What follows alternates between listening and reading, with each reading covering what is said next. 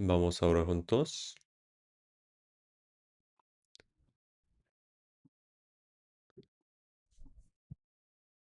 Padre Dios, Santo y misericordioso que nos ama,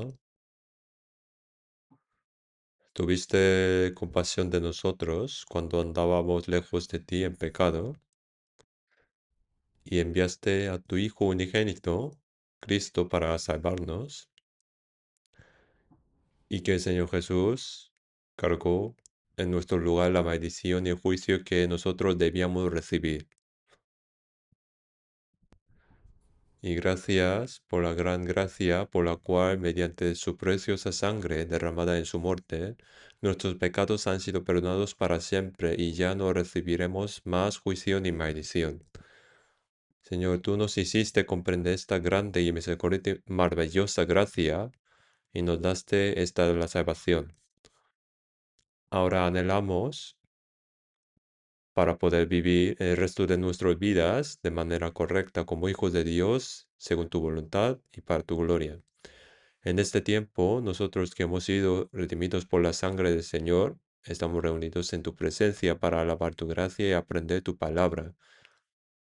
Te damos gracias por habernos hecho parte de esta santa reunión que camina junto con el Señor. Creemos que el Señor está en medio de nosotros también en este momento también. Cuida cada uno de nosotros y sosténnos con tu misericordiosa mano poderosa. Si entre nosotros hay alguien que todavía no ha comprendido el amor de Dios, abre su corazón, haz que comprenda ese grande, maravilloso amor y gracia de Dios, y que reciba la salvación. Guíanos, dirígenos completamente para que podamos vivir el resto de nuestros días conforme a tu voluntad y tu gloria. Que el Señor obre en medio de todas nuestras iglesias, no solamente de este país, sino de todo el mundo y de todos los hermanos, para que incluso en medio de dificultades puedan guardar su fe y predicar el Evangelio. Y que el Señor ayude para que puedan llevar a cabo la gran obra de salvar muchas almas. Señor, este tiempo que tú nos permitiste, enséñanos el camino que debemos andar y que en este momento nos hagas comprender tu palabra y tu voluntad que deseas mostrarnos y guárdanos y guíanos para que podamos vivir el resto de nuestras vidas, días de manera digna delante de Dios, conforme a tu voluntad y tu gloria. En el nombre de nuestro Señor Jesús. Amén.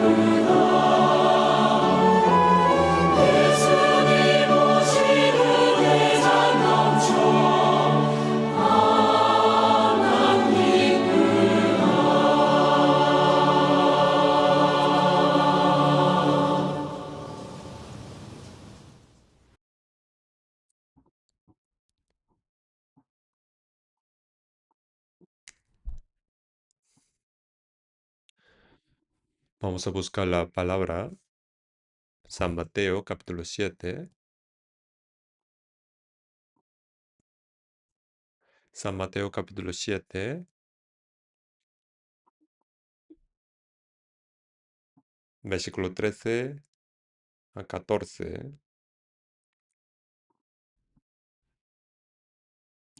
San Mateo capítulo 7, versículo 13 a 14.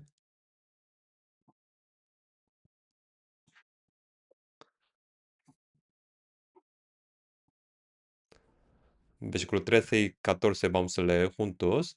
Entrad por la puerta estrecha, porque ancha es la puerta y espacioso el camino que lleva a la perdición, y muchos son los que entran por ella. Porque estrecha es la puerta y angosto el camino que lleva a la vida, y pocos son los que la hallan.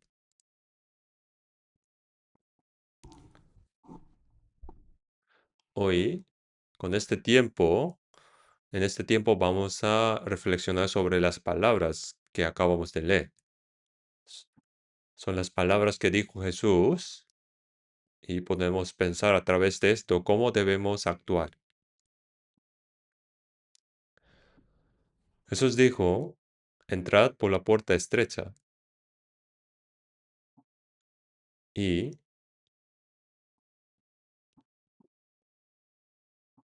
dijo que la puerta que lleva a la perdición es ancha y camino espacioso, por lo que son muchos los que van por él. Y que la puerta que lleva a la vida es estrecha y que el camino es angosto y difícil, por lo que son pocos los que la hallan.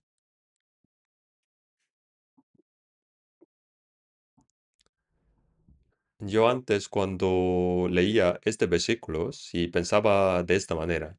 La puerta estrecha y la puerta ancha indican dos grupos distintos. Entonces, los que creen en Jesús iban por la puerta estrecha y los que no creían iban por la ancha.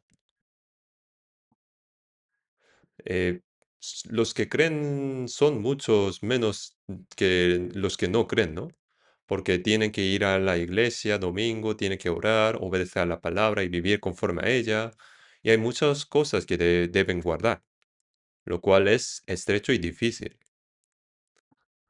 Mientras que el que vive según su manera no necesita someterse a estas restricciones, ¿no? Y por eso pensaba que es por eso que era el camino ancho y grande.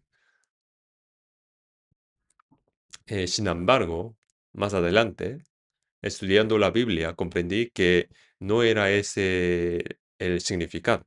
Esas dos no distinguen entre creyentes y no creyentes. Los que no creen tienen su destino y ya determinado, ya está determinado.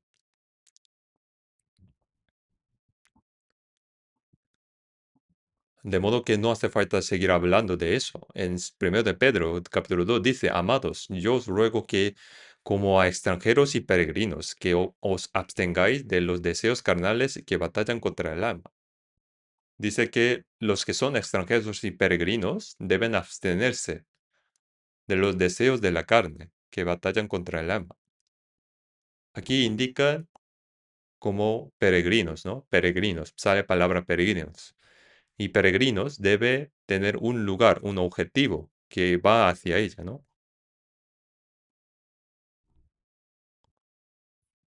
Y en el capítulo, Hebreos capítulo 12 dice que aquí no tenemos ciudad permanente, que en este mundo no hay un lugar donde vivir eternamente, sino que buscamos la que ha de venir.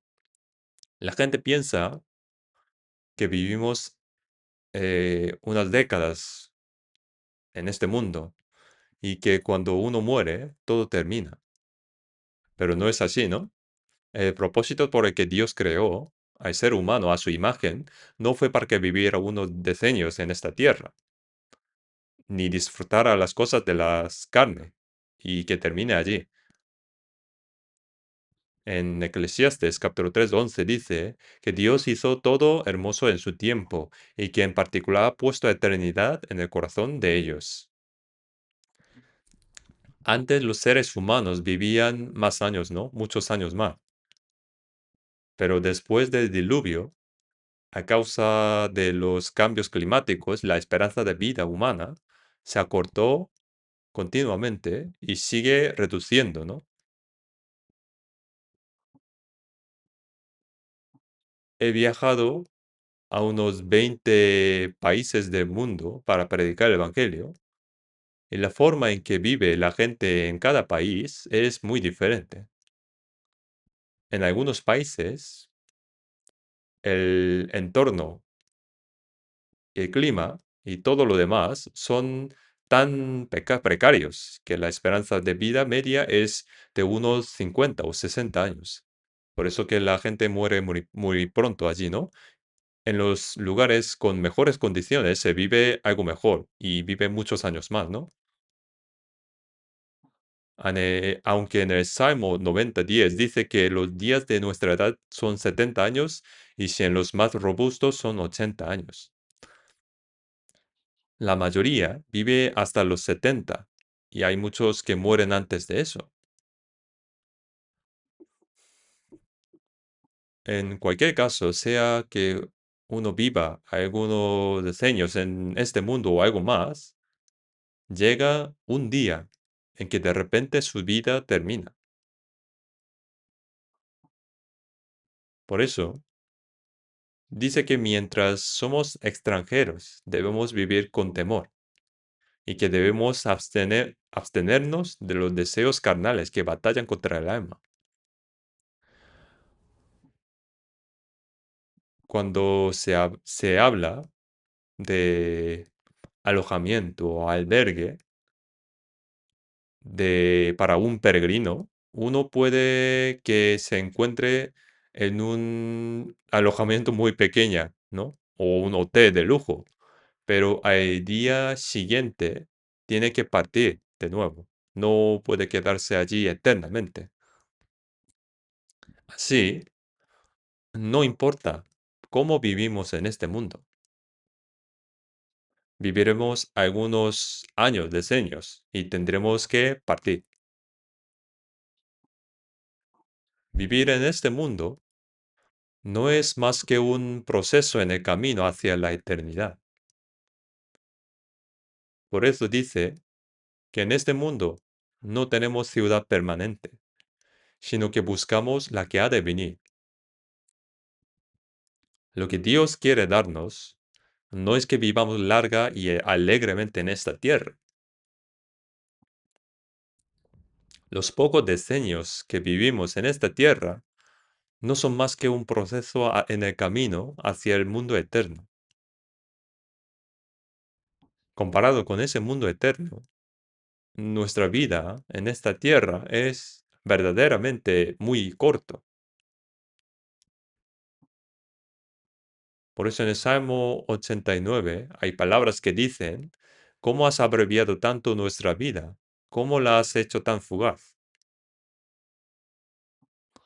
La vida que tenemos en esta tierra es realmente muy corta.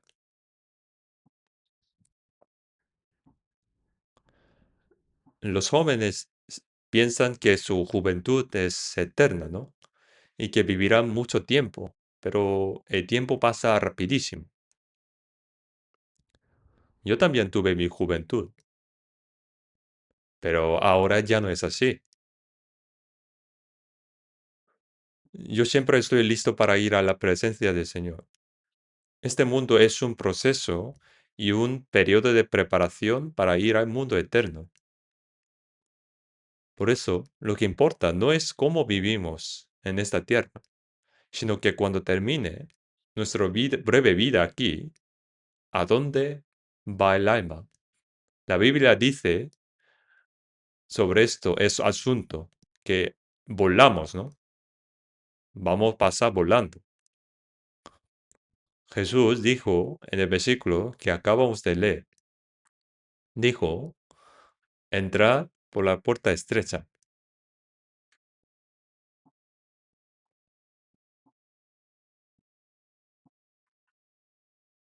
La puerta que lleva a la vida es estrecha y el camino angosto, y pocos son los que la hallan. La puerta que lleva a la perdición es ancha y grande, y muchos son los que entran por ella.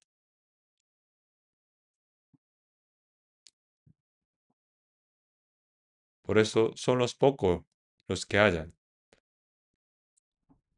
La puerta que lleva a la perdición es grande, y muchos son los que entran por ella.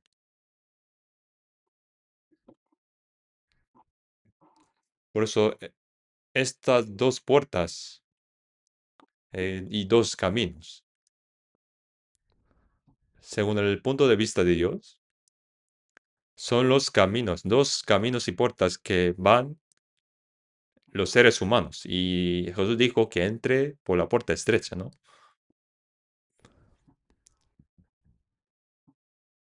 ¿Y qué indica? ¿Qué significa estas dos puertas y caminos? Deuteronomio, vamos a buscar Deuteronomio capítulo 30 y versículo 9, versículo 19. Deuteronomio capítulo 30, versículo 19.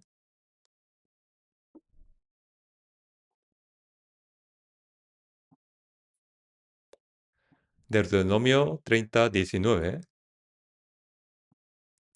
A los cielos y a la tierra llamo por testigos hoy contra vosotros, que os he puesto delante de la vida y la muerte, la bendición y la maldición. Escoge pues la vida para que vivas tú y tu descendencia, amando a Jehová tu Dios, atendiendo a su voz y siguiéndole a él. También aquí, la palabra de Dios nos dice que ha puesto delante de todos seres humanos la vida y la muerte, la bendición y la maldición, y nos manda que escojan la vida para que ellos y sus descendientes vivan.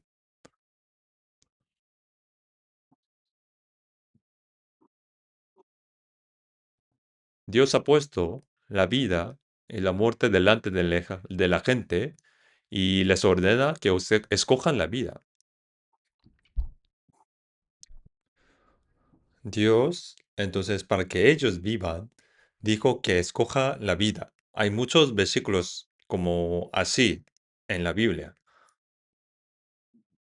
También vamos a buscar Jeremías, capítulo 21.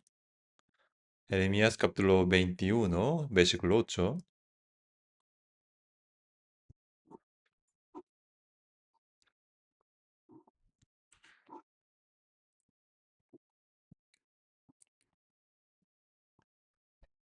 A lo mejor los que vienen por primera vez aquí, a lo mejor piensan, esta iglesia busca la Biblia muy pronto. Antes, yo en la otra iglesia cuando estaba predicando, y dije un versículo, y un anciano, diácono, dijo, este versículo está en Antiguo o Nuevo Testamento. Por eso no pudo buscar. En nuestra iglesia, como aprendemos la Biblia continuamente, si aprende un poco más, buscarán la Biblia pronto, muy pronto, como otras personas. Y el significado de ese versículo también podría aprender. Jeremías capítulo 21, versículo 8. Y a este pueblo dirás, así ha dicho Jehová, he aquí pongo delante de vosotros camino de vida y camino de muerte. Así ha dicho Jehová, he aquí pongo delante de vosotros camino de vida y camino de muerte. Dos caminos, ¿no? Esto no habla del tiempo que se vive en este mundo, sino que está diciendo que existe un camino que va al cielo, al mundo eterno, y un camino que va al infierno. Por eso dice que escoja la vida para que viva. Cada persona debe decidir por sí misma a dónde va a ir eternamente. Jesús dijo, entrad por la puerta estrecha,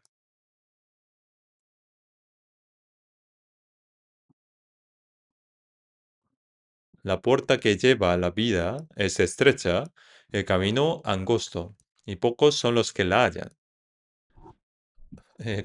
Para creer en Jesús, unos piensan que hay que asistir en el domingo a la iglesia, orar por la madrugada y vivir según la palabra. Hay muchos, digamos, restricciones, ¿no?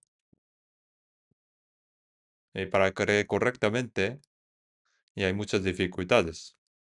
Por eso piensan que esto es el camino estrecho, piensan así.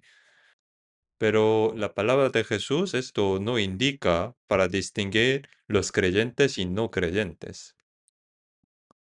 Por eso hay que entender correctamente esta palabra.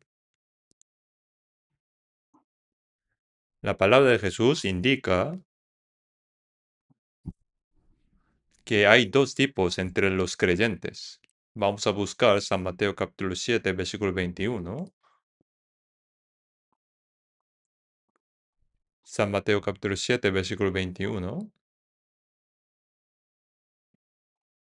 Vamos a leer juntos. No todo el que me dice Señor, Señor, entrará en el reino de los cielos, sino el que hace la voluntad de mi Padre que está en los cielos.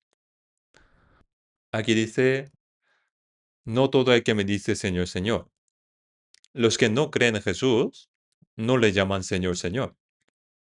Los que llaman a Jesús como Señor, Señor son los que creen en Jesús. Yo fui antes a un centro de oración y había estudiantes de teología que encendían fuego para calentar la habitación. Cuando el fuego se apagaba, decían Señor, Señor. Y cuando se respaldaban, también decían Señor. Y cuando les daban una manzana, también decía Señor. Utilizan mucho la palabra Señor. Y puede parecer como un señal de una fe grande, sólida, pero no es así. No todo el que me dice Señor, Señor entrará en el reino de los cielos. Sería maravilloso que todos entraran, pero no es así, sino el que hace la voluntad de mi Padre que está en los cielos. Por mucho que diga Señor, Señor, si no hace la voluntad de Dios, no puede entrar. ¿Y cuál es la voluntad de Dios? Los cristianos debemos vivir toda la vida conforme a la voluntad de Dios. En Romano 12 dice, no os conforméis a este siglo, sino transformaos por medio de la renovación de vuestro entendimiento para que comprobéis cuál sea la buena voluntad de Dios, agradable y perfecta. Debemos discernir cuál es la buena, agradable y perfecta voluntad de Dios y vivir conforme a ella. ¿Y significa eso que si vivimos conforme a esa voluntad vamos al cielo? Tampoco es eso.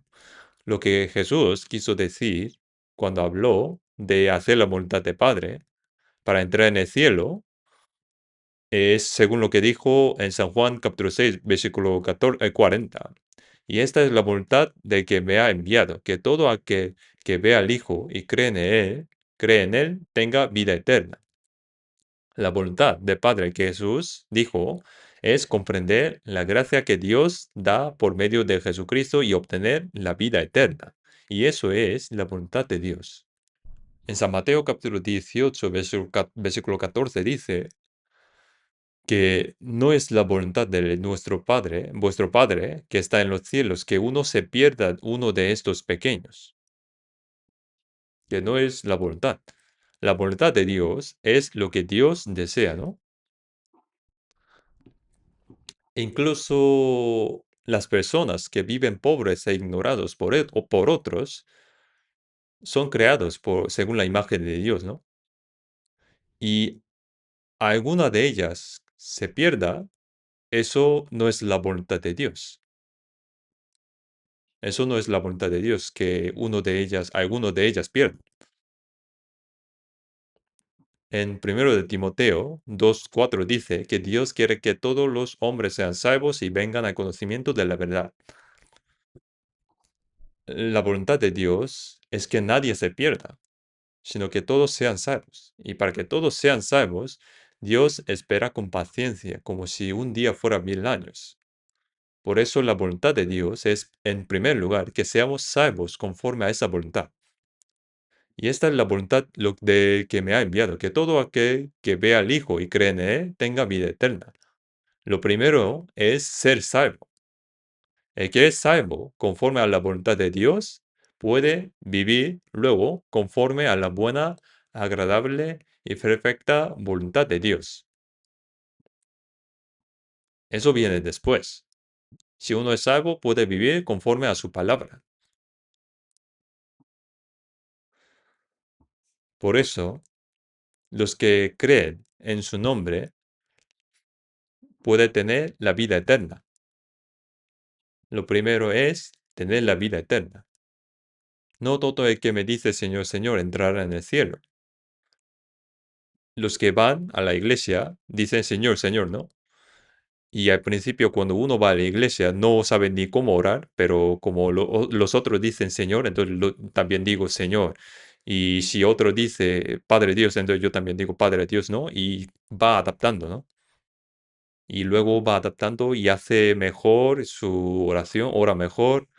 Y haciendo de esta manera, continuando de esta manera, piensa que va a tener vida eterna. Pero el Señor dijo que no todo el que me dice Señor, Señor entrará en el cielo. Significa que hay muchos los que no van al cielo, aunque haciendo así, sino el que hace la voluntad del Padre Dios. Y la voluntad del Padre Dios, no hay que complicar esto. En San Juan capítulo 6 dijo, el que cree en el nombre del Padre Dios tendrá vida eterna. La salvación es muy fácil, ¿no? Es creer lo que ya ha cumplido completamente y es una vez en su vida. Y los salvos que han recibido salvación según su palabra pueden vivir conforme a la buena, agradable y perfecta voluntad de Dios. Y eso viene después de la salvación. Así que entre los creyentes hay dos tipos: los que creen y van al cielo, y los que creen pero van al infierno. Cuando decimos que alguien cree y va al infierno, suena algo raro, ¿no? Contradictorio. Eso habla de una fe equivocada. En la Biblia hay fe muerta, fe arruinada, fe débil, fe vana. Hay muchas clases de fe equivocada. Y esa no es la verdadera fe. No es la verdadera fe.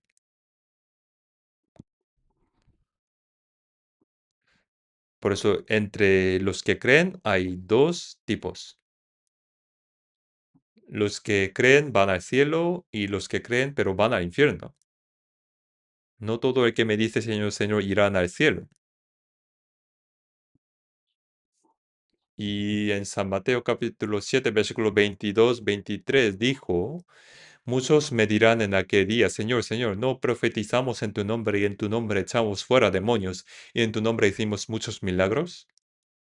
Y entonces les declararé, nunca os conocí, apartaos de mí, hacedores de maldad. Aquí dice, muchos dicen en aquel día, Señor, nosotros profetizamos en tu nombre. Realmente hicieron así. En actualidad indica que enseñaron mucho la Biblia, se hicieron pastores, evangelistas, misioneros. Y no solo eso, sino que en el nombre del Señor echaron fuera demonios. Algo verdaderamente impresionante, ¿no? Al decir sal en el nombre de Jesús, los demonios salían. Y también hicieron muchos milagros en el nombre del Señor. Y sanaron enfermos. Y realizaron muchas obras poderosas, ¿no? Entonces creían que el Señor les conocería, ¿no? Pero Jesús les dijo, nunca os conocí, apartaos de mí, hacedores de maldad. Dijo, hacedores de maldad. Profetizaron en el nombre del Señor. Echaron fuera demonios. Hicieron muchas obras poderosas. Y aun así el Señor dijo, nunca os conocí, apartaos de mí, hacedores de maldad. La maldad aquí es haber actuado de un modo contrario, diferente al que Dios estableció. Y pensaron que llegarían al cielo por medio de esas obras, pero obtener la salvación es algo que se logra comprendiendo la gracia de Dios y creyendo por la fe, no pensando que Señor, yo hice por ti esto, esto, esto, por eso voy al cielo. No es así. Hay una alabanza así, que yo voy al cielo, yo estoy en la presencia del Señor, y a través de la justicia del Señor, yo estaré ante Él. Yo cuando estoy en presencia de Él, no por mi justicia, sino por la justicia del Señor, que el Señor murió por nosotros y que perdonó nuestros pecados y resucitó. Y allí no hay ningún nuestro mérito. A través de esta gracia, estamos firmes ante Dios. Si vivimos según la palabra de Dios y vivimos según la palabra de Dios, hay que hacer después de la salvación.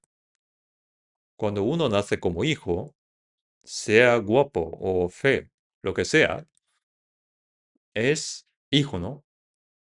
Hijo de padre. Es nacer de nuevo. Naciendo como hijo, agradar a sus padres es otra cosa, ¿no? Nacer y agradar a sus padres son diferentes, ¿no? Son diferentes cosas. No se hace hijo por agradar a sus padres, ¿no? Ya nació como su hijo. Nació a través de la gracia. Nosotros hemos recibido salvación, como sabemos, es según como sabemos, no por nuestras obras, para que nadie se gloríe. Es palabra de Efesios capítulo 2, versículo 9, ¿no?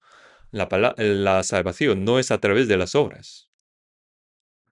Por eso nadie puede gloriarse ante Dios. La gloria de mi vida solo es la cruz. Por eso, los que no recibieron salvación, cuando esté ante el Señor, dirán muchas cosas que se hicieron por el Señor. Yo hice milagros, eché fuera demonios, muchos poderes, pero el Señor dirá, nunca os conocí, apartaos de mí. Muy vano, ¿no? Triste. Les dirá, apartaos de mí, hacedores de maldad. El cielo va a través de la gracia, pero pensaron que podrían ir a través de sus obras, y esos son las maldades ante Dios. Hemos recibido salvación por la fe, la gracia, pero pensando que irán al cielo a través de sus obras, eso es malentendimiento fundamentalmente. Hay muchos que creen de esta manera.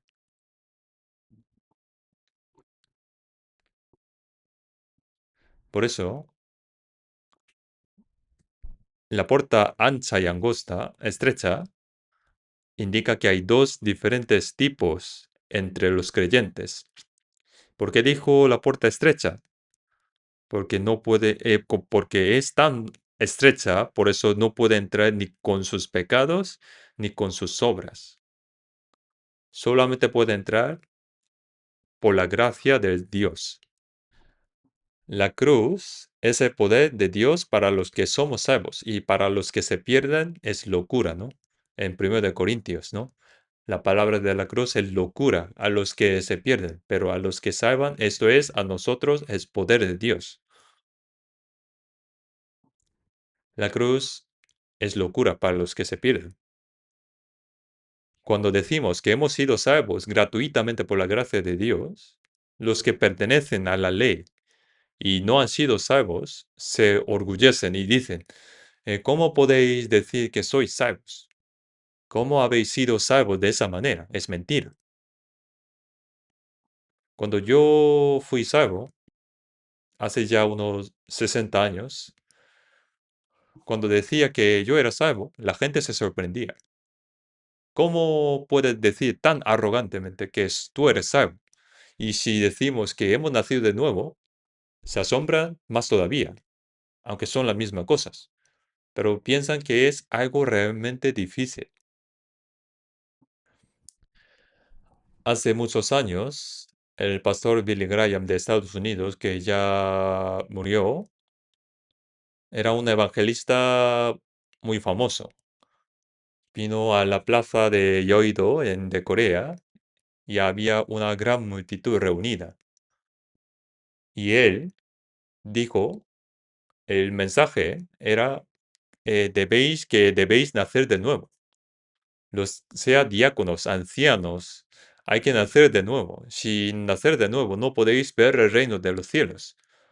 Entonces la gente pensó, bueno, creo que hay que ser salvo y hay que nacer de nuevo. Y a partir de entonces, cuando alguien preguntaba, todos decían que eran salvos, que van a iglesia, que todos los salvos. Y cuando preguntan cuándo fuiste salvo, entonces dicen que en el día de creyeron, cuando asistieron a la iglesia. Y cuando preguntamos detalladamente, no responden muy bien. Y la frase soy salvo se hizo famoso. Y todos dicen que han recibido salvación desde el día que asistieron a la iglesia. Y por eso creen en Jesús. Y creer con fervor es creer bien. Y si dan muchas ofrendas, recibirán más amor, más gloria. Y así pensaron las personas. Eso es contrario a la voluntad de Dios. Esa es maldad ante Dios. La manera de entrar en el reino de Dios es solo la palabra de la cruz. La cruz es tropiezo para los judíos, la locura para los gentiles, pero para los que son salvos es el poder de Dios. ¿No es la cruz un poder maravilloso? Jesús, que no tenía pecado, ¿por qué sufrió tan vergonzosa y dolorosamente y murió así? Para salvarnos, para salvar a cada uno de nosotros. Cargó la maldición y el juicio que nosotros debíamos recibir y demostró que es el Cristo, quebrando el poder de la muerte por su resurrección. Por eso nosotros creemos en esa realidad. Comprendemos la gran gracia que Jesús realizó y creyendo por fe, recibimos el perdón de pecados y somos salvos.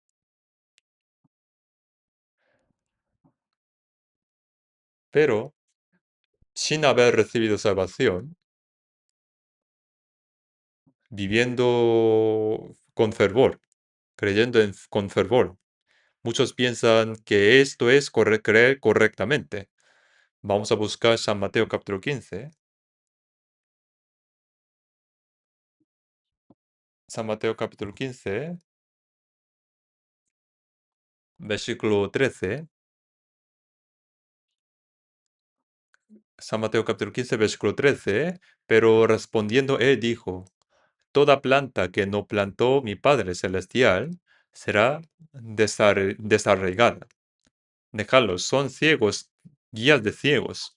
Y si el ciego guiara al ciego, ambos caerán en el hoyo.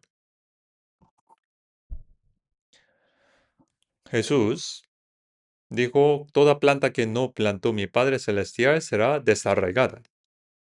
¿Y qué sembró Dios?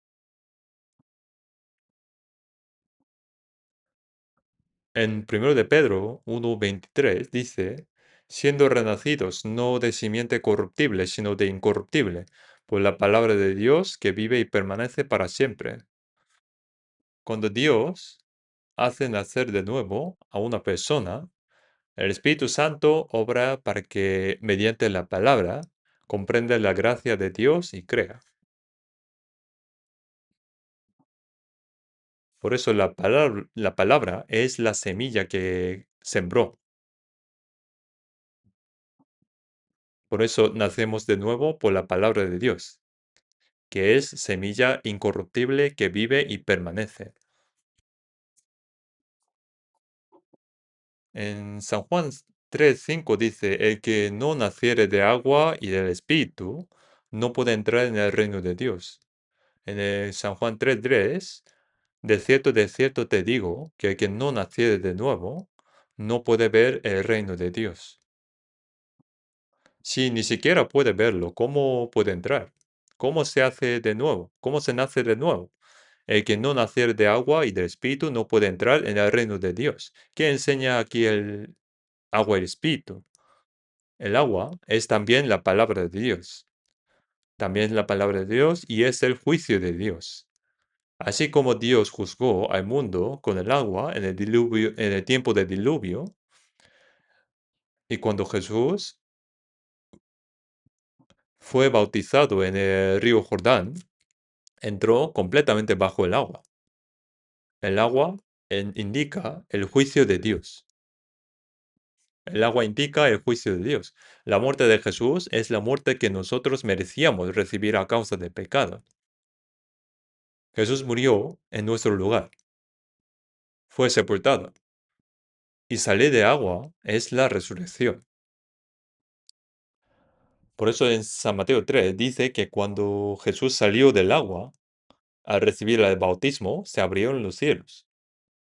Eso significa que antes los cielos estaban cerrados, ¿no? Dijo, esto es mi Hijo amado. ¿Por qué Jesús recibió el bautismo? Recibió en vez de los pecadores, en vez del mundo. Por eso en 1 de Corintios dice que uno murió por todos, que murió en vez de nosotros. Por eso que indica que murió por todo el mundo, ¿no? Y todos murieron.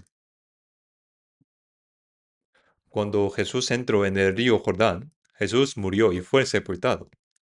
Y cuando salió del agua, indica la resurrección. Por la muerte y la resurrección del Señor Jesús,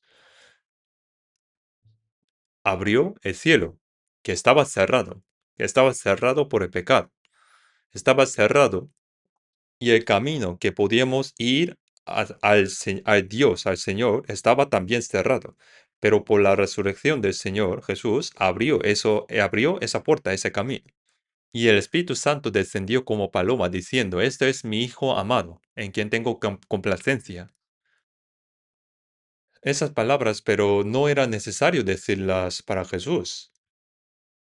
No era necesaria decirlo a Jesús. También fueron dichas para los que creen en la muerte y la resurrección de Jesús. Y los que han creído y han sido salvos, el Espíritu Santo declara, este es mi Hijo amado, en quien tengo complacencia. Dice para los que creen en su muerte y la resurrección. Jesús ya era el Hijo amado de Dios, en quien tiene complacencia. Esas palabras no fueron dichas solamente para Jesús, sino también para los que creen en Él, nosotros. Por eso, creyendo en la muerte y la resurrección, la gracia de Dios, creyendo en esto, como dice en 1 de Pedro 1:3, bendito es Dios y Padre de nuestro Señor Jesucristo, que según su grande misericordia nos hizo renacer para una esperanza viva por la resurrección de Jesucristo de los muertos. El agua representa la muerte de Jesús. Mediante la muerte de Jesús, el juicio que yo debía recibir ante Dios se ha terminado. Y por la resurrección de Jesús, al quebrar el poder de la muerte, nos dio la nueva vida, la expiación y la nueva vida. Cuando uno recibe salvación, se recibe ambos. Algunos piensan que el agua es el bautismo, y que cuando están siendo bautizados en el agua y de repente siente algo caliente, calor por todo el cuerpo, piensa que eso es recibir espíritu. Algunos también piensan que cuando ora hay llorar y derramar lágrimas y tienen alguna experiencia extraña, piensan que eso es el espíritu. Y tampoco es así. El agua y el espíritu son la muerte y la resurrección de Jesús, la expiación y la nueva vida. Se realizan simultáneamente. Así somos salvos. Eso es el método de Dios para salvarnos. Pero toda planta que no plantó el Padre Celestial será desarraigada. Esta palabra, lo que no se ha producido conforme al método establecido por Dios mediante la muerte y la resurrección de Jesús, mediante la expiación y la nueva vida, sino que se ha hecho de manera artificial. Y hacer el bautismo a alguien que no ha nacido de nuevo es mentira. El bautismo no es el medio de la salvación. Es el que recibe un salvo, o el bautismo recibe un salvo con confesión de fe ante Dios y ante los hombres que ha sido salvo. En nuestro centro de retiro hay piscina para bautismo, ¿no? Y hemos sacado agua desde 300 metros bajo tierra. Y con ese agua hacemos bautismo. Y se recibe un salvo el bautismo. Y si recibe un no salvo, alguien dijo, es como un pecado seco se convierte en pecado mojado. Entonces va a volver a secarse, ¿no? Por eso no se convierte en salvo recibiendo bautismo, sino un salvo recibe bautismo para confesar su fe ante Dios, ante los hombres, que he muerto y he sido sepultado con el Señor, y ahora he nacido con nueva vida con el Señor. Y el resto de mi vida voy a vivir por la voluntad y la gloria de Dios. Esto es la confesión de fe. Y eso es lo que recibe un salvo. El que no ha sido salvo puede recibir el bautismo, puede hacerse pastor, anciano o diácono, o puede hacer muchas cosas, pero todo es artificial, no es verdadero. Está equivocado. Una persona que no ha nacido de nuevo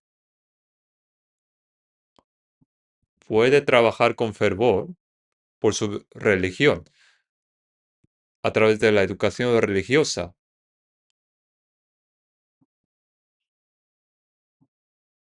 Y eso puede parecer algo bueno, admirable, pero dentro de esa persona no hay vida de Dios. Usted conocen flores, ¿no? Artificiales. Aquí hay flores, ¿no? Ustedes no van a distinguir muy bien, porque yo tampoco. Aquí hay flores naturales y artificiales. Los diáconos que hicieron esto me dijo que no diga eso, pero sería mejor que todo fuera natural, pero están mezclados, porque flores naturales son caros, ¿no? Por eso parecen que están mezclados. No diferencio muy bien si son naturales o artificiales, porque están muy bien hechas. Y de asimismo, los flores artificiales parecen naturales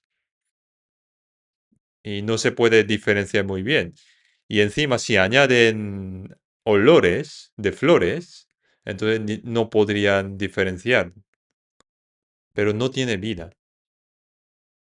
Asimismo, los que no han nacido de nuevo, sino que han sido moldeados artificialmente, pueden llegar a ser pastores, misioneros. Yo fui varias veces a Moscú, Rusia, para evangelizar. Allí me reuní con misioneros coreanos y lamentablemente entre los misioneros que conocí no había ni un salvo.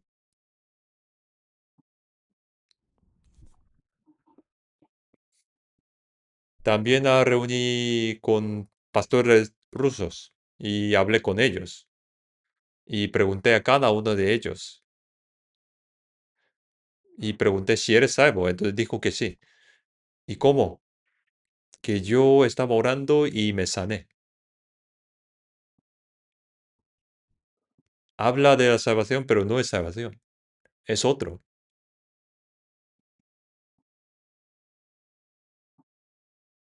Ahora no sé dónde están ellos, pero piensan ellos que es la salvación. decidir creer en Jesús, sanar a través de la oración. Los misioneros coreanos que conocí también allí, tampoco no habían salmos. Reúnen en su iglesia, reúnen la gente y sacan foto y manda a Corea. Y ellos piensan que ese misionero ha evangelizado muchas personas. En países pobres, yo estoy predicando de esta manera. Entonces les mandará dinero para misiones, ¿no? Pensando que está predicando el evangelio duramente. Pero no era así. Un pastor no renacido, ¿cómo puede evangelizar y predicar el evangelio? Yo estaba muy decepcionado. También fui a Israel y fue igual. Entre los pastores, encontrar a alguien verdaderamente nacido de nuevo es difícil.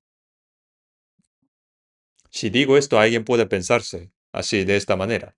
Bueno, entonces, ¿tú eres verdadero o qué? ¿Puedes ignorar a los otros o qué? Pero ¿qué más digo si es verdad?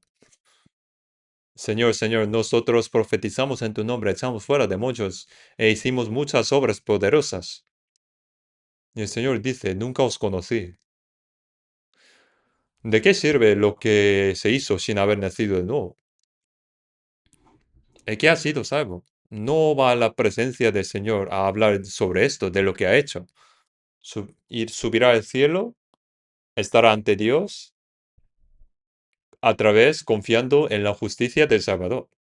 No es confiar en su justicia propia, sino creyendo en la justicia del Señor, en la gracia del Señor, quien murió por mí y resucitó para perdonar mis pecados para siempre. Parecen bonitos los flores, pero artificiales no tienen vida. Es igual que hacer un cristiano a través de educación religiosa, moldeando.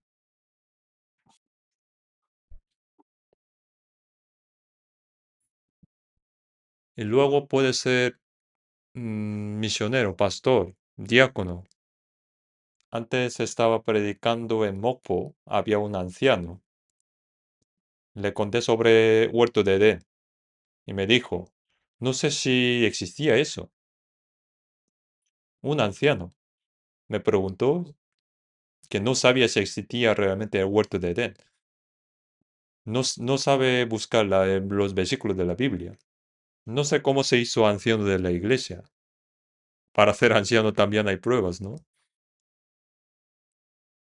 Y hay muchas personas así. Y nosotros hay que conocer esto también.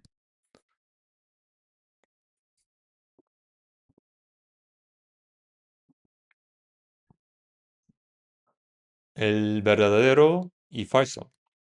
Un falso que parece verdadero. Vamos a buscar primero de Corintios.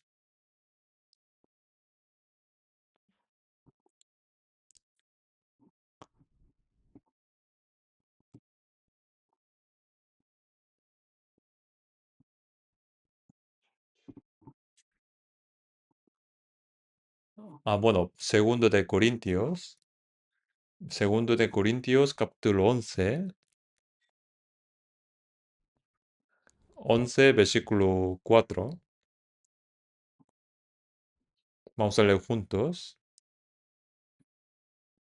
Porque si viene alguno predicando a otro Jesús, que os hemos predicado, o si recibís otro espíritu que el que habéis recibido, u otro evangelio que el que habéis aceptado, bien lo toleráis.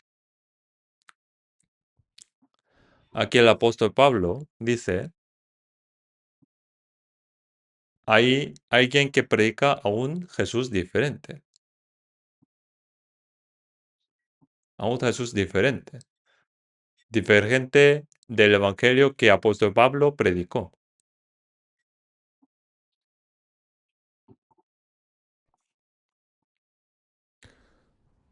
Y un espíritu diferente, un evangelio diferente.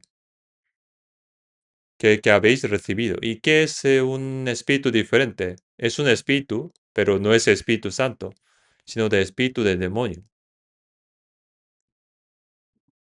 Y hace que recibáis un evangelio diferente. Pero cuando llega alguien como ellos, lo toleráis fácilmente. Un Jesús diferente, un espíritu, un evangelio diferente. Diferentes, y aquí indica falso, ¿no? Hoy en día hacen productos falsos muy fácilmente, ¿no? Hay reloj falso, bolso falso, y parecen verdaderos, ¿no? El diablo hace muchas falsificaciones. También hay iglesias falsas, donde se reúnen personas que no han nacido de nuevo y se complacen entre ellos, con ellos, se agradan. También hay pastores falsos, diáconos falsos, un evangelio al que le falta lo más importante.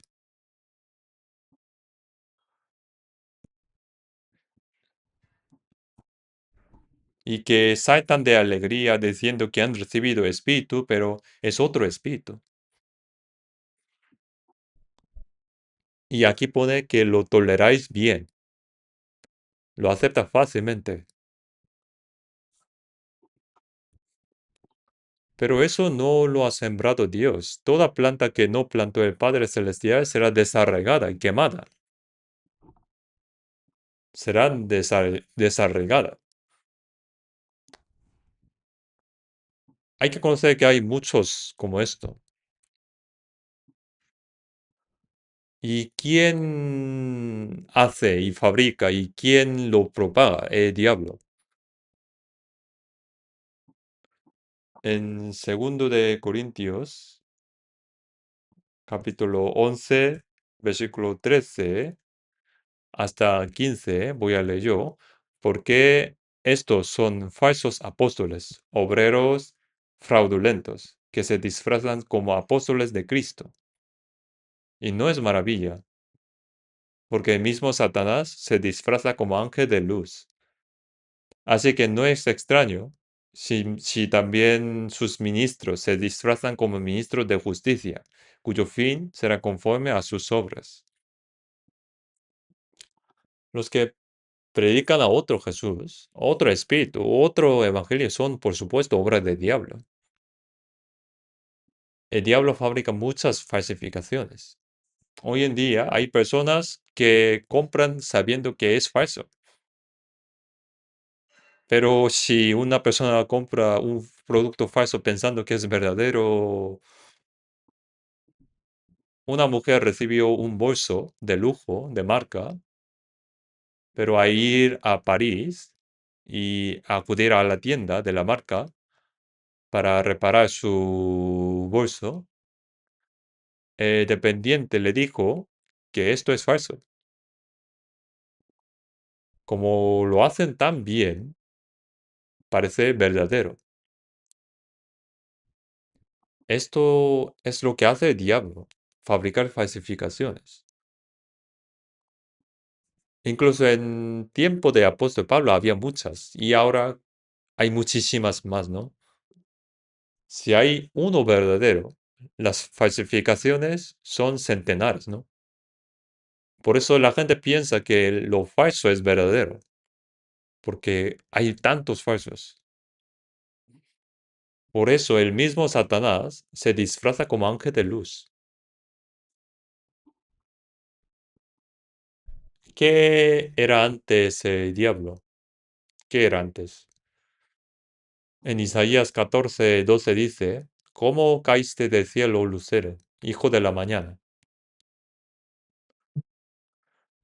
Entre los ángeles hay muchos ángeles, ¿no? En libro de Daniel y en Apocalipsis, el número de ángeles es de millares y miles de miles. Son innumerables. Entre ellos hay tres, digamos, arcángeles, ¿no? Gabriel, Miguel y Lucifer, Lucero.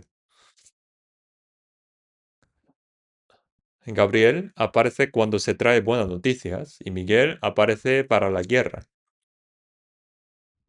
En Daniel capítulo 12:1 dice que Miguel, el gran príncipe que está de parte de los hijos de tu pueblo, se levantará. Cuando Israel peca, Dios les da castigo. A causa de rechazar a Cristo, fueron expulsados y dispersados por todo el mundo durante 2000 años. Y un pueblo desaparecido declaró su independencia el 14 de mayo de 1948. No hay nada igual en la historia del mundo.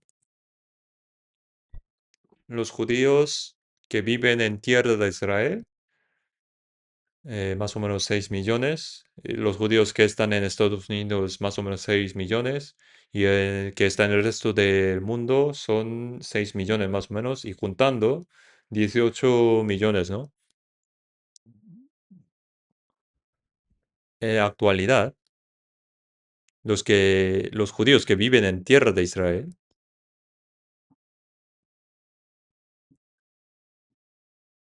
son más o menos 8 millones, que cada vez hay un poco más. En Estados Unidos, 6 millones. Y un país que parecía que había desaparecido durante 2000 años, de repente apareció. Y los países árabes que adoran a un Alá que no existe, fueron a la guerra contra Israel. Israel ganó. Hubo una segunda y tercera guerra. Había guerras inmediatamente después de declarar su independencia. En la tercera, que fue la más grande, Israel obtuvo una gran victoria. Estaba el presidente Nasser de Egipto, al que le llamaban como héroe del siglo XX. Estaba como liderando 14 más de 14 naciones árabes. Y junto con ello, iniciaron la guerra contra Israel en 1967 de junio. 5 de junio. Y 14 países árabes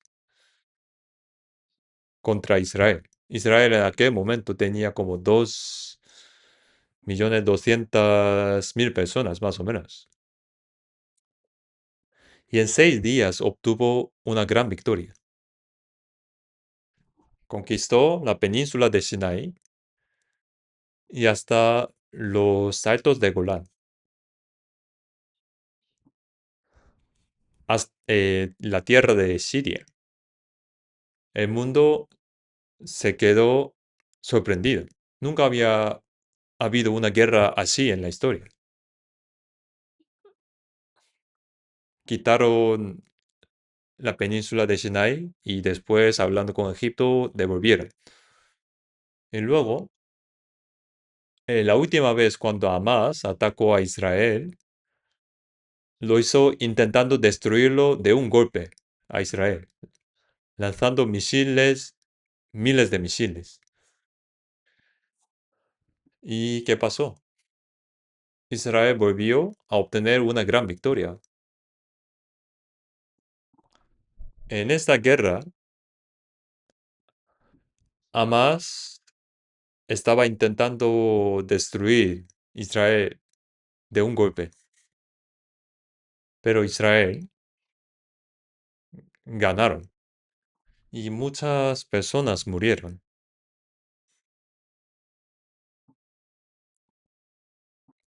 Israel fue destruido por sus pecados, pero para mostrar que Dios existe, Dios restauró a Israel.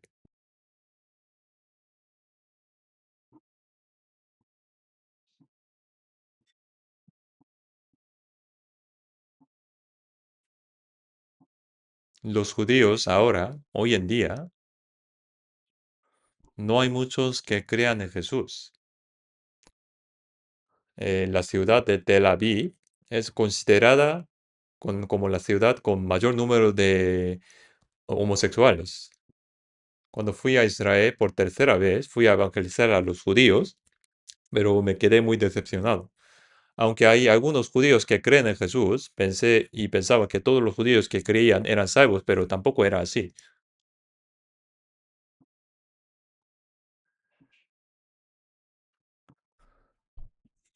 Hoy en día también los países árabes están intentando destruir Israel porque para los países árabes Israel es un dolor de cabeza.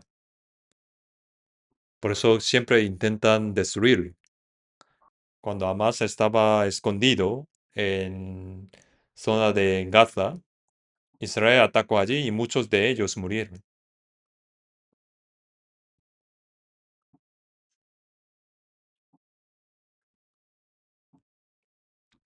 Ahora Dios está detrás de Israel por su nombre, Dios.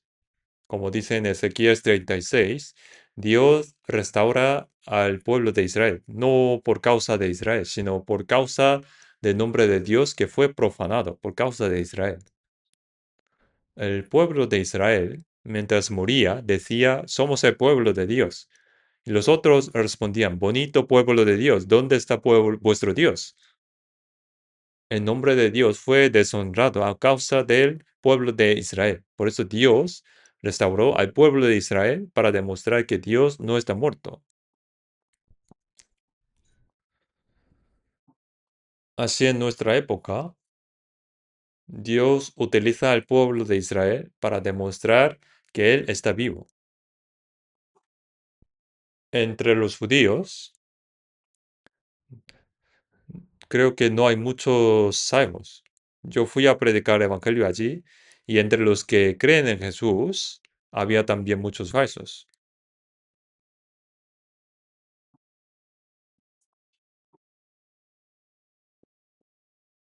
En San Juan capítulo 8, versículo 35, 8:35 dice, y el esclavo, bueno, vamos a buscar capítulo 8, versículo 35.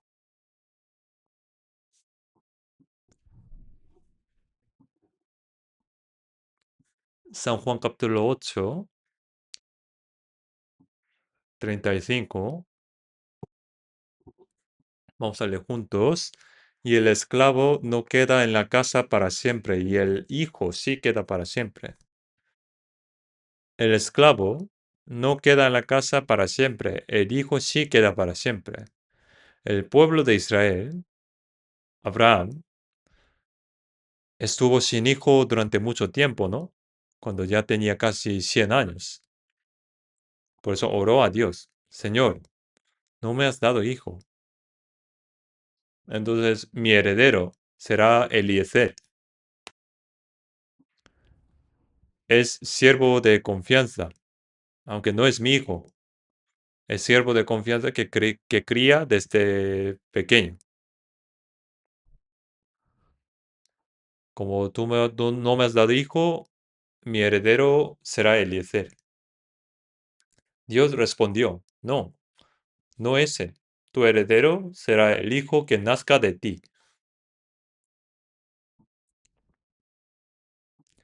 Así Abraham, a los 100 años, tuvo Isaac. Isaac es el heredero. Eliezer es un siervo, y el siervo no puede convertirse en hijo. El esclavo no queda en la casa para siempre, el hijo sí queda para siempre.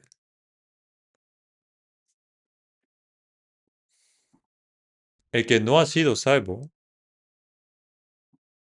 por muy bueno, admirable, sea de manera artificial, no puede ir al cielo. Debe nacer de nuevo conforme a la palabra de Dios. El esclavo no queda en la casa para siempre, el hijo sí queda para siempre.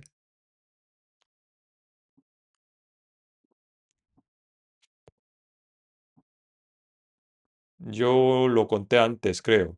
Un rey de un país, un rey, quiso dar un gran premio a los niños honestos y rectos de su reino. Y el rey repartió semillas de flores a todos los niños, diciéndoles que las cultivaran bien hasta una fecha. Y luego llegó el día de presentar las flores ante el rey. Pero un niño, por más que regaba y criaba, pero no brotaba ningún brote. ¿Ahora qué hago?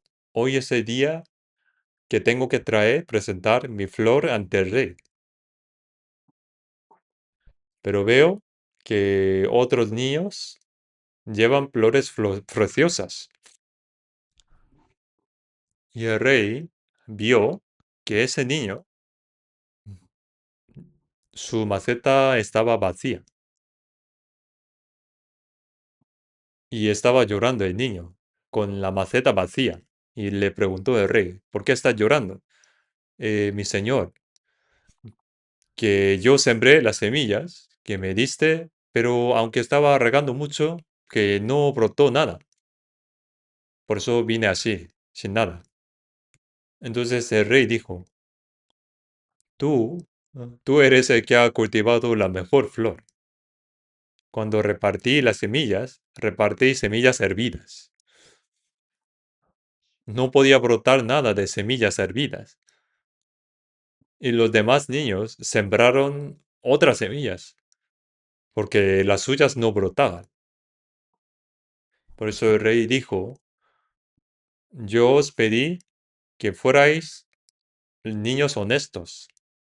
No quería ver las flores. Por eso el rey los reprendió y premió con gran galardón a ese niño con la maceta vacía. Nosotros debemos actuar conforme a la palabra de Dios. No debemos actuar artificialmente haciendo lo que Dios no ha hecho. No fabricar falsificaciones. Eso no es lo que Dios quiere ver. En la familia de Abraham también ocurrió algo parecido. Como Abraham no podía tener hijos, Sara le dio a su sierva Agar, una mujer egipcia, para que tuviera un hijo por medio de ella. Y Abraham, que no podía resistir más, la tomó como concubina.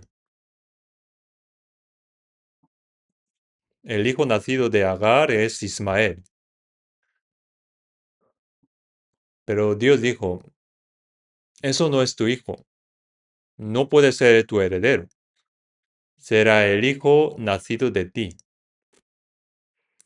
Abraham decía, quisiera que también Ismael fuera bendecido. Pero Dios le decía que no. Y así Sara, que ya había pasado los 90 años, dio a un luz hijo, que fue llamado Isaac, cuyo significa risa. Aunque a los 100 años tuvo un hijo, según la promesa. Y un hijo no puede ser heredero si no es por la promesa de Dios. No, uno artificial no puede ser el heredero. No puede ser el obrero de Dios. Por eso en San Mateo capítulo 13, versículo 24, vamos a buscar San Mateo capítulo 13, versículo 24.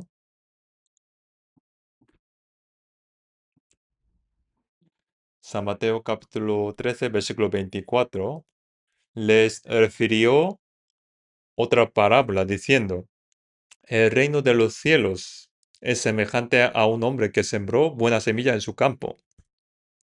Pero mientras dormían los hombres, vino su enemigo y sembró cizaña entre el trigo y se fue.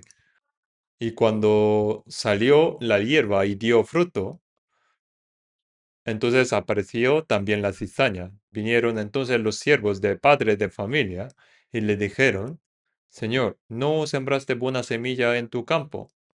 ¿De dónde pues tienes cizaña? Él les dijo, un enemigo ha hecho esto. Y los siervos le dijeron, ¿quieres pues que vayamos y la arranquemos? Él les dijo, no, no sea que al arrancar la cizaña, arranquéis también con ella el trigo. Dejad crecer juntamente lo uno y lo otro hasta la siega. Y al tiempo de la siega yo diré a los segadores, recoged primero la cizaña y atadla en manojos para quemarlo, pero recoged el trigo en mi granero.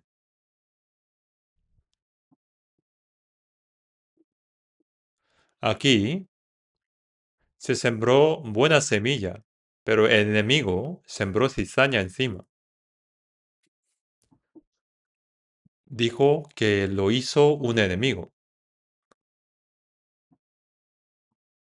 El trigo es la persona renacida por la obra del Espíritu Santo conforme a la palabra. La cizaña es lo que el enemigo, el diablo, sembró en secreto para obstaculizar la obra de Dios.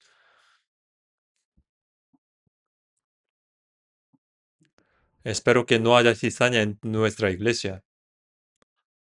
Puede que la haya sin saberlo. Hay que vivir según la palabra, por la gracia de Dios conforme a la palabra, pero sin esa experiencia de haber recibido salvación, no se puede presentar uno a sí mismo como creyente. Entonces los siervos preguntaron, ¿quieres que vayamos a arrancar la cizaña? El Señor respondió, no. No sea que al arrancar la cizaña arranquéis también con ella el trigo. Dejad crecer lo uno y lo otro hasta la siega. Cuando llega la siega, mandaré a los segadores que arranquen primero la cizaña y la aten en manojos para quemarla, y que recojan el trigo en mi granero. El granero es el granero de Dios.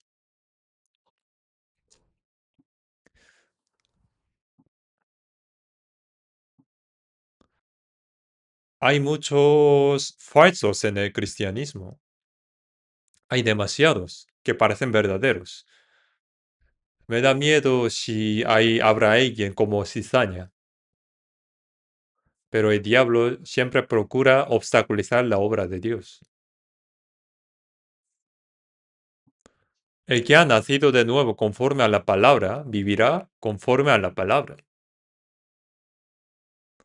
El que ha sido salvo tiene la evidencia clara de esa salvación. El que dice ser salvo, pero vive no para la voluntad ni la gloria de Dios, sino para sí mismo, la falsificación, lo falso, se descubre. Pero Dios dice, déjalos. Cuando llegue la siega, mandará a los segadores que arranquen primero la cizaña y la aten para quemarla.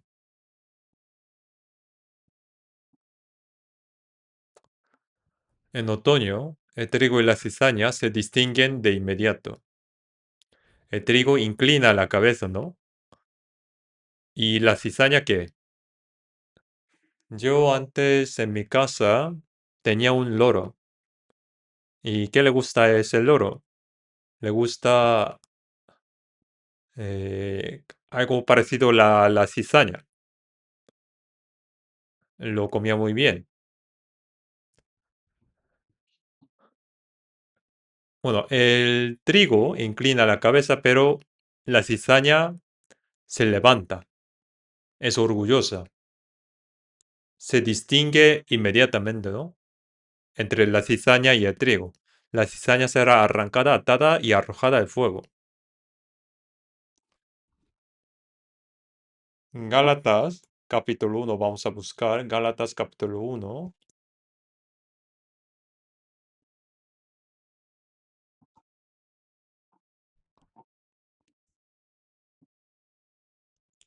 Gálatas capítulo 1, versículo 6 hasta 8. Voy a leer yo. Estoy maravillado de que tan pronto os hayáis alejado de que os llamó por la gracia de Cristo para seguir un evangelio diferente. No que haya otro, sino que hay algunos que os perturban y quieren pervertir el evangelio de Cristo. Mas si aún nosotros, o un ángel del cielo, os anunciare otro evangelio diferente del que os hemos anunciado, sea anatema. Aquí la iglesia de Gracia fue fundada por el apóstol Pablo al predicar el evangelio allí. Hubo personas salvos en Galacia, y mientras Pablo no estaba, los legalistas fueron y predicaron la ley sin parar. Decían que si no se iba al cielo solo por la gracia de Dios, sino que también hay que guardar la ley. Así produjo confusión en la iglesia. Apóstol Pablo les dijo: estoy maravillado de que tan pronto os hayáis alejado de que os llamó por la gracia de Cristo para seguir un evangelio diferente. Las personas que dicen que son salvos estaban aceptando otro evangelio. Y no hay otro evangelio. Solo hay quienes quieren pervertir el evangelio de Cristo. El evangelio diferente es pervertir el evangelio de Cristo. Si no guardamos bien la iglesia, en un momento el diablo trae otro evangelio. También diciendo, también hay que hacer esto y también hay que hacer otro. Enseña cosas extrañas. Por eso, si alguien nos anuncia un evangelio diferente del que os hemos anunciado, aunque sea un ángel del cielo, sea anatema. No se debe pervertir el evangelio.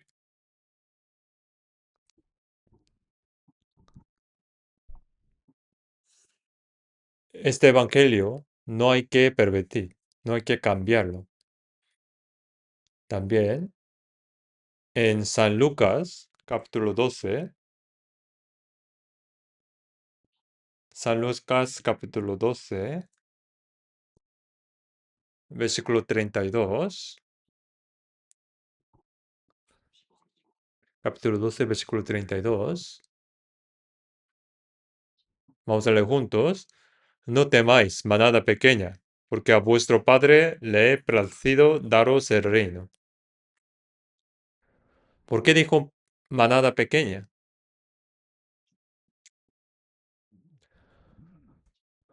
¿Por qué dijo no temáis, manada pequeña? Los que han sido salvos son pocos.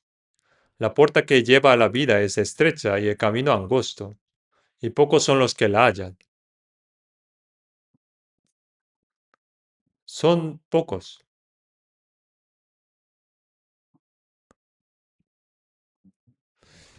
¿Ustedes conocen que en Corea están las iglesias más grandes del mundo? La segunda más grande también está en Corea. Pero el problema es si eso es verdadero o no. Hay grandes iglesias, con perdón, pero cuando a veces veo en la televisión lo que hacen, me parece muy raro.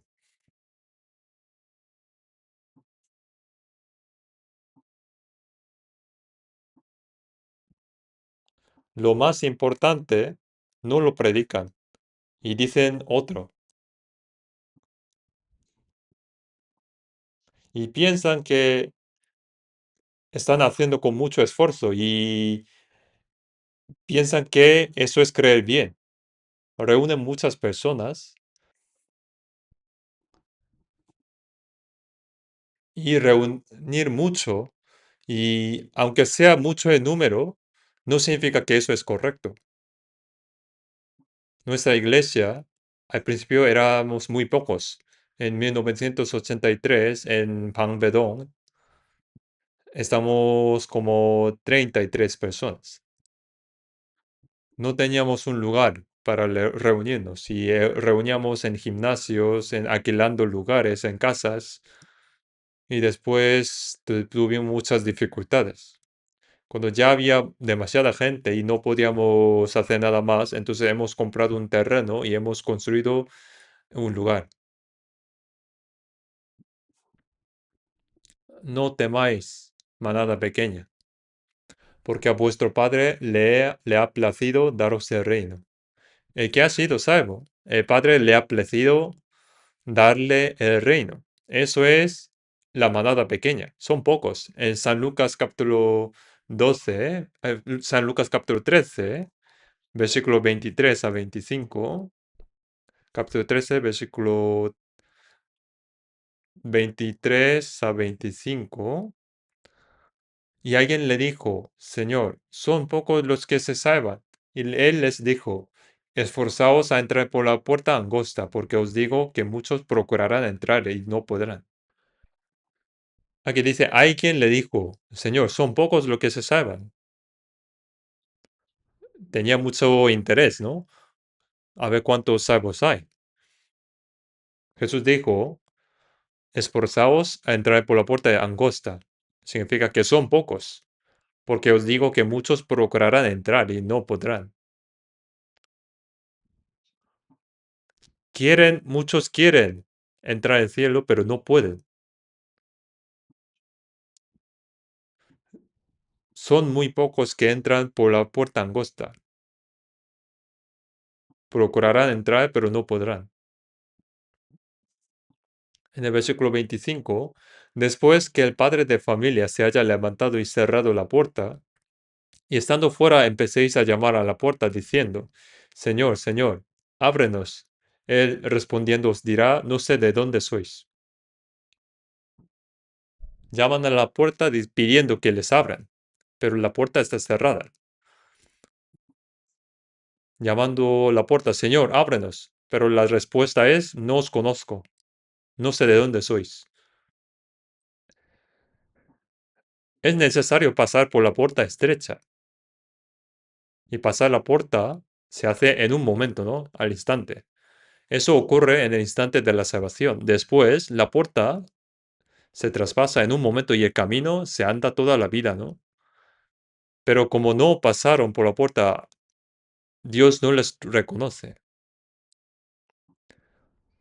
Dios no les reconoce. No sé de dónde sois. Y los que no vinieron a través de la puerta, los que no tienen experiencia de salvación, fingiendo tener una fe grande y pareciendo ser buenos religiosos. En 1 Corintios 10:5 dice que el pueblo de Israel, al salir de Egipto para ir a la tierra de Canaán prometida, de la mayor parte de ellos no se agradó Dios, por lo cual quedaron postrados en el desierto. De los que salieron de Egipto, con 30 años o más, que fueron 600,000 personas. Y no llegó ninguno a la tierra de Canaán. Solo Josué y Caleb lograron entrar, y todos los demás murieron en el desierto. Y el resto que entraron son los que nacieron en desierto, ¿no? Por eso en 1 Corintios dice que Dios no se agrada de mayor número. Y ellos fueron postrados en el desierto. Dios no tiene interés en los números. En Proverbios 14:12 dice, hay camino que al hombre le parece esté derecho, pero su fin es camino de muerte. Lo que a uno le parece recto, correcto, pero al final resulta que es el camino hacia el infierno. Hay muchas palabras así en la Biblia. Lo que parece recto a los ojos del hombre, pero al fin es el camino de la muerte. Vamos a buscar Daniel capítulo 12. Daniel capítulo 12.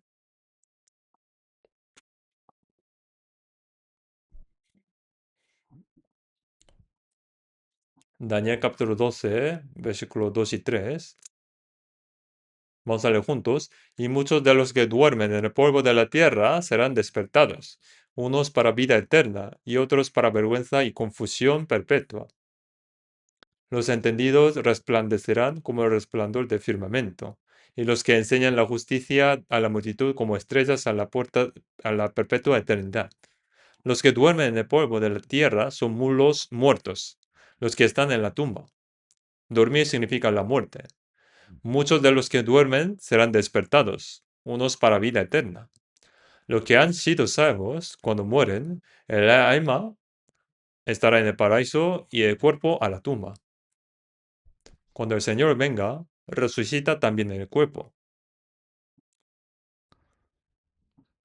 El que ha sido salvo, resucita también en el cuerpo con un cuerpo que ya no muere, un cuerpo glorioso, y entra en aquel reino.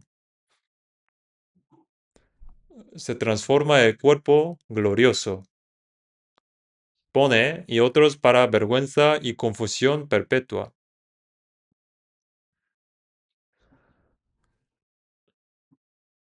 Los que mueren sin ser salvos también resucitan, también resucitan.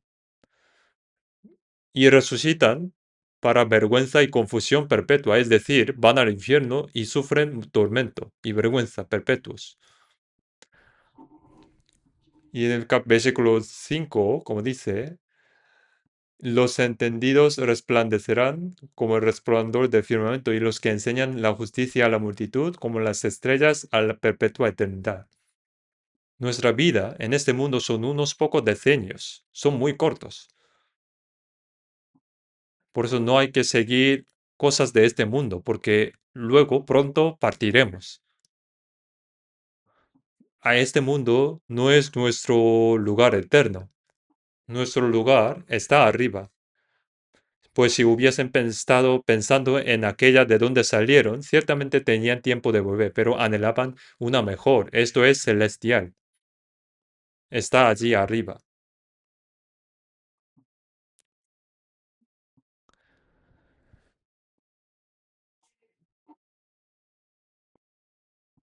Así los muertos también serán resucitados todos, unos para vida eterna y otros para vergüenza y confusión perpetua.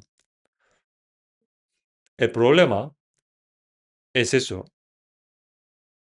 después de la muerte, ¿a dónde va? Los pocos tiempos en este mundo no son más que un periodo de preparación para a dónde va el alma al cruzar la muerte. Y pensar que este mundo es todo y buscar solo cómo ganar bien y cómo vivir bien. Eso no es lo que Dios quiere darnos. Los pocos tiempos en este mundo no son más que una breve etapa de preparación para el reino eterno de Dios.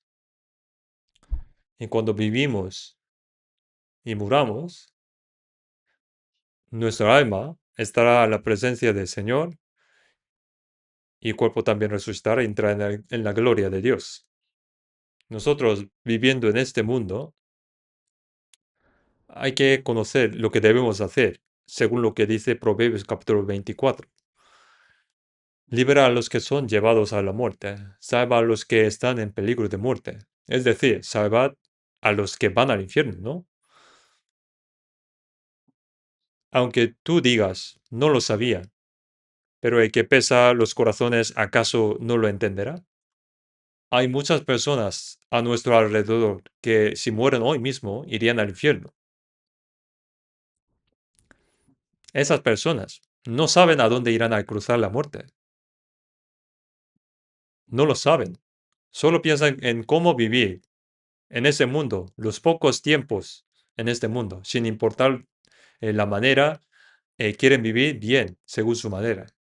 Y eso es su único deseo, de día y de noche. Y piensan que con la muerte termina todo, pero la muerte no es final, es el principio del mundo eterno. Los pocos decenios de este mundo son la preparación para el alma.